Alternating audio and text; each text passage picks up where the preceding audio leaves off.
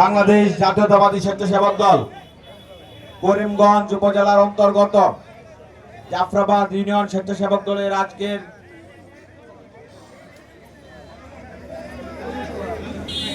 সবাই সম্মানিত সভাপতি করিমগঞ্জ উপজেলা স্বেচ্ছাসেবক দলের বিপ্লবী আহ্বায়ক সাবেক সফল ছাত্রনেতা স্নেহাস্পদ জিল্লুর রহমান সঞ্চালনার দায়িত্বে আছেন। বাংলাদেশ জাতীয়তাবাদী স্বেচ্ছাসেবক দল করিমগঞ্জ উপজেলা শাখার বিপ্লবী সদস্য সচিব সাবেক ছাত্রনেতা মেহেদুল ইসলাম আজকে আমাদের মাঝে উপস্থিত আছেন। কিশোরগঞ্জ জেলা স্বেচ্ছাসেবক দলের বিপ্লবী যুগ্ম আহ্বায়ক গুরুদার সরকারি বিশ্ববিদ্যালয় কলেজের সবুজ চত্বর থেকে বেড়ে ওঠা সাবেক সফল ছাত্রনেতা জাকারিয়া মাহমুদ জুমন উপস্থিত আছেন। জেলা স্বেচ্ছাসেবক দলের আরেক যুগ্ম আহ্বায়ক কিশোরগঞ্জ জেলা ছাত্র দলের সাবেক সহসভাপতি হিমসেল উপস্থিত আছেন। কিশোরগঞ্জ জেলা স্বেচ্ছাসেবক দলের বিপ্লবী সদস্য শফিকুজ্জামান উপস্থিত আছেন। স্বেচ্ছাসেবক দল নেতা মনির শিহাব, পৌর স্বেচ্ছাসেবক দল নেতা আশরাফুল ইসলাম আকাশ, তৌহিদ সহ করিমগঞ্জ উপজেলা বিএনপি যুবদল এবং অন্যান্য অঙ্গ এবং সহযোগী সংগঠনের নেতৃবৃন্দ। প্রিয় ভাই যারা রাস্তায় আছেন একটু রাস্তাটা একটু খালি করে দেন, রাস্তাটা একটু খালি করে দেন। প্রিয় নেতৃবৃন্দ, অনেক কথার বলার ছিল, অনেক কথা মনে ছিল, সময় স্বল্পতার কারণে এবং বিশেষ একটু অসুবিধার কারণে আজকে আমরা আমাদের কর্মী সম্মেলন যেভাবে আনুষ্ঠানিকভাবে করার কথা ছিল আমরা করতে পারছি না বলে আমি কিশোরগঞ্জ জেলা স্বেচ্ছাসেবক দলের পক্ষ থেকে আপনাদের সবার কাছে দুঃখ ভরা হৃদয় খবর দিয়ে জেনেছি। প্রিয় বন্ধু এবং সাথীরা, আমার আজকের এই উৎসাহ প্রমাণ করে দেয় বাংলাদেশ জাতীয়তাবাদী স্বেচ্ছাসেবক দল করিমগঞ্জ উপজেলা শাখা জাফরাবাদ ইউনিয়ন শাখা কতটুকু শক্তিশালী। আমরা অচিরেই কিশোরগঞ্জের প্রত্যেকটি উপজেলার প্রত্যেকটি থানা এবং পৌরসভার প্রত্যেকটি ওয়ার্ড আমরা পুনর্গঠনের জন্য চেষ্টা করে যাচ্ছি। আমরা সাংগঠনিক কার্যক্রম গতিশীল করার জন্য কেন্দ্রীয় এবং বিভাগীয় টিমের নির্দেশে ইউনিয়ন কমিটি এবং ওয়ার্ড কমিটি গঠনের লক্ষ্যে বিভিন্নভাবে কার্যক্রম আমরা চালিয়ে যাচ্ছি। তারই অংশ হিসেবে আজকে করিমগঞ্জেও জাতীয়তাবাদী স্বেচ্ছাসেবক দল উত্তাল হয়েছে। আমরা জানিয়ে দিতে চাই আপনাদেরকে, জাতীয়তাবাদী স্বেচ্ছাসেবক দল তারাই করতে পারবেন যাদের বিরুদ্ধে চাঁদাবাজি, কোনো মাদক এবং কোনো ধান্দাবাজির কোনো অভিযোগ নেই। জাতীয়তাবাদী স্বেচ্ছাসেবক দল করতে হলে রিটেন ক্লিন থাকতে হবে। বিগত দিনগুলোতে আমরা দেখেছি আওয়ামী লীগের হয়ে অনেকে অনেক দালালি করেছেন, চামচামি করেছেন।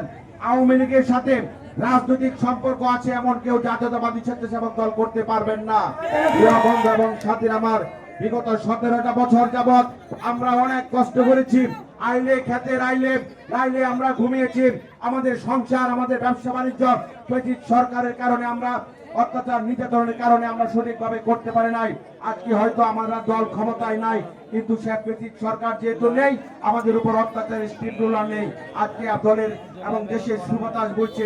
আজকে অনেকেই মধু খাবার জন্য জাতীয়তাবাদী দলের পতাকা তোলে ঐক্যবদ্ধ হচ্ছেন। আমার নেতা তারেক রহমান গত 20 তারিখেও কিশোরগঞ্জের সম্মেলনে একটি কথা বলেছেন, দলকে যেন কেউ ব্যবহার করতে না পারে, দলকে যেন কেউ বিক্রি করতে না পারে, তার জন্য আপনার আমার প্রত্যেকের সজাগ থাকতে হবে। প্রিয় বন্ধু এবং সাথীরা, আমার আরেকটি কথা আমার নেতা তারেক রহমান গত 20 তারিখ বলেছেন, আমাদের সবাইকে ইস্পাত কঠিন ঐক্য গ্রহণ করতে হবে। আমরা দেখেছি 5 তারিখের পর আমাদের বিরুদ্ধে নানান ভাবে ষড়যন্ত্র করে যাচ্ছে।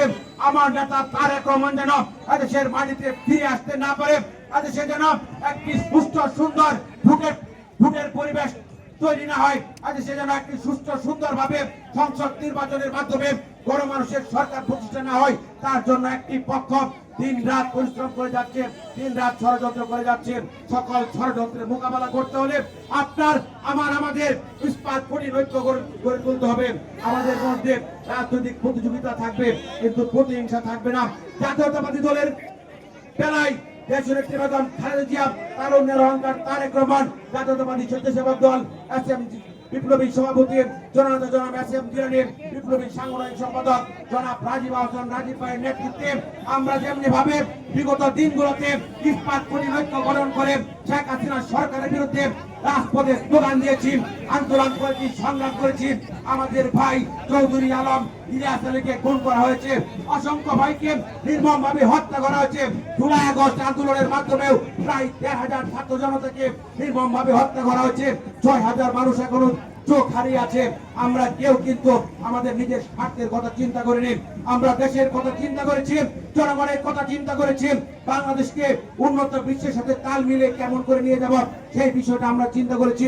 আজকে এই সমাবেশ থেকে আপনাদের সবার কাছে উদাত্ত আহ্বান রাখতে চাই, প্রিয় বন্ধু এবং সাথীরা, আমার সরকার বলতেছে 2026 সালের জানুয়ারির প্রথম দিকে নির্বাচন দেবে।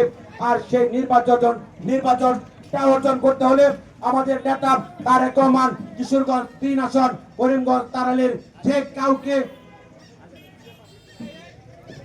কাউকে মনোনয়ন দেবেন, আমরা তার পক্ষে কাজ করব। সবাইকে ধন্যবাদ জানিয়ে আমি আমার সংক্ষিপ্ত বক্তব্য শেষ করছি। খুদা হাফেজ। বাংলাদেশ জিন্দাবাদ, বাংলাদেশ জাতীয়তাবাদী দল জিন্দাবাদ। ধন্যবাদ সবাইকে, ধন্যবাদ।